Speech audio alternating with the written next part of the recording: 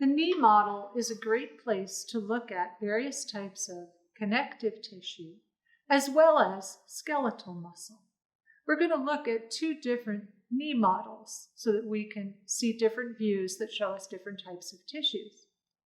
This first model nicely demonstrates some skeletal muscle tissue shown in red, and I'm sure you've noticed by now that on many models and illustrations, muscle is shown in red, so that's a good clue.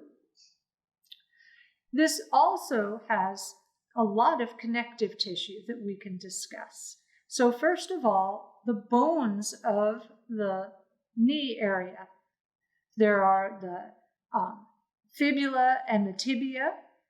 There's the femur up here, and then underneath this patellar tendon and ligament is your kneecap or your patella. Those are made of bone connective tissue. The bones here are compact bone.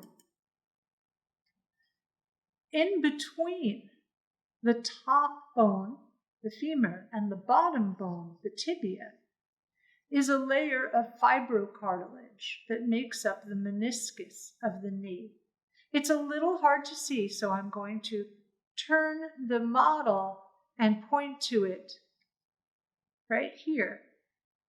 This layer here is fibrocartilage, which is the strongest type of cartilage, has a lot of collagen, and it protects the bones from the damage that would occur during impact. If, for example, you were jumping up and down, it's basically a cushion between those bones. We also have a lot of ligaments and tendons around the knee. The knee is capable of a lot of complicated types of movement, and the tendons and ligaments help anchor the bones together and the muscles to the bone to allow the knee to move. Those ligaments and tendons are made up of dense regular connective tissue, which has long parallel bands of collagen that allow this type of tissue to flex easily in one direction. And as you know, your knee is very good at bending in one direction, and if you try and make it bend in a different direction, that's quite painful because it's not supposed to do that.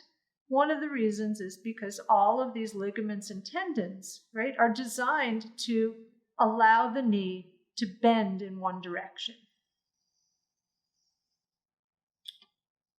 The back of the knee also has different ligaments and tendons. These are things like your PCL and your ACL that some of you may know from sports injuries, right? Their job is to hold all of these bones. We have 4 different bones here together.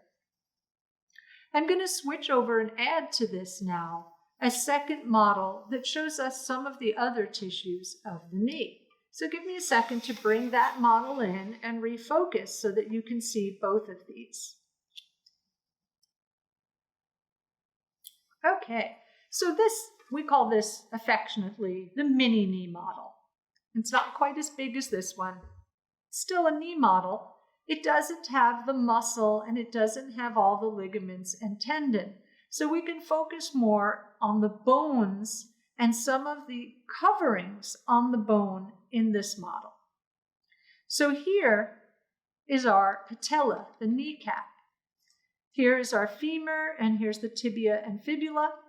The light blue in this model that you can see that is in between the bones is hyaline cartilage. And the ends of bones are often covered in hyaline cartilage, right? And that adds another protective layer.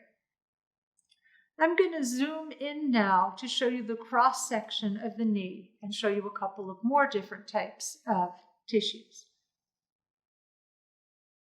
Looking at the cross-section of the mini knee, we can see the bone in cross-section and that hyaline cartilage covering in light blue.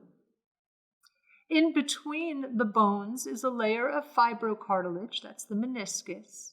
And out here on the kneecap side of the knee is a layer of adipose fat tissue. which is also connective tissue. And its job is to cushion this area of the knee so that when you do that really painful thing of slamming your knee into something hard, right, there's a little bit of protective cushioning in here that protects the bones that are behind it.